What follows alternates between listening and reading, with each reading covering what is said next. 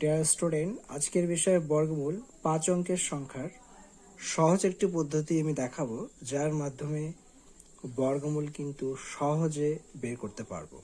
তো প্রথমে আমাদের যে বিষয়টার প্রতি ধ্যান দিতে হবে এবং খুবই গুরুত্বপূর্ণ বিষয়, সেটা হচ্ছে টেবিল আমাদের 1 থেকে 45 পর্যন্ত মনে রাখতে হবে। এখানে আমি 1 থেকে 9 লিখেছি, তারপরে স্কিপ করে 28 এবং 29 লিখেছি এই অঙ্কটি সমাধান করার জন্য। ডান দিকে আরেকটি গুরুত্বপূর্ণ বিষয় রয়েছে যে এখানে 1 ও 9 রয়েছে, 4 2 8 রয়েছে, 9 3 7 এরও কিন্তু একটি গুরুত্ব রয়েছে। আচ্ছা, প্রথম কাজ হচ্ছে এই সংখ্যাটিকে দুটো পার্টে ভাগ করে নিতে হবে। ডান দিকে দুটো সংখ্যা থাকবে আর বাঁ দিকে 3 অঙ্কের। উত্তর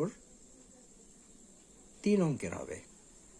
তো প্রথম যেই আমাদের কাজ সেটা হচ্ছে এখানে 1 রয়েছে, তাহলে এককে ঘরের যে উত্তরটা সেটা কিন্তু 1 হতে পারে, 9 হতে পারে, কারণ 1-এর স্কোয়ারে 1 হচ্ছে, আবার 9-এর স্কোয়ারেও 1 কিন্তু আছে, কিন্তু কোনটা হবে এটা কিন্তু বলা এই মুহূর্তে সম্ভব নয়। সেক্ষেত্রে আমাদের একটু চেক করে নিতে হবে।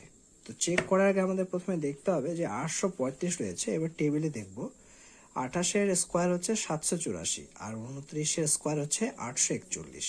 এটা বেশি হয়ে যাচ্ছে, তাহলে কিন্তু আমরা অবশ্যই 28কে নিব।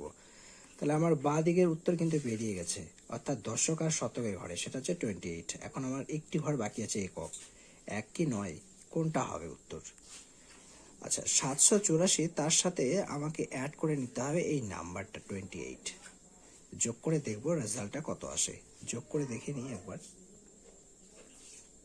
2 1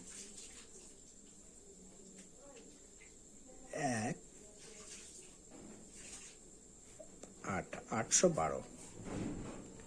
নাম্বারটি ছিল 835, আর এখানে আমার রেজাল্ট চলে আসছে 812। অবভিয়াসলি এই সংখ্যাটাই বড়, সেক্ষেত্রে কিন্তু আমাদের বড় ডিজিটটাকে নিতে হবে। তাহলে আমাদের উত্তর হবে 289। এইভাবে কিন্তু 5 অঙ্কের অর্থাৎ 5 ডিজিটের যে কোনো নাম্বারের বর্গমূল নির্ণয় করা খুবই সহজ।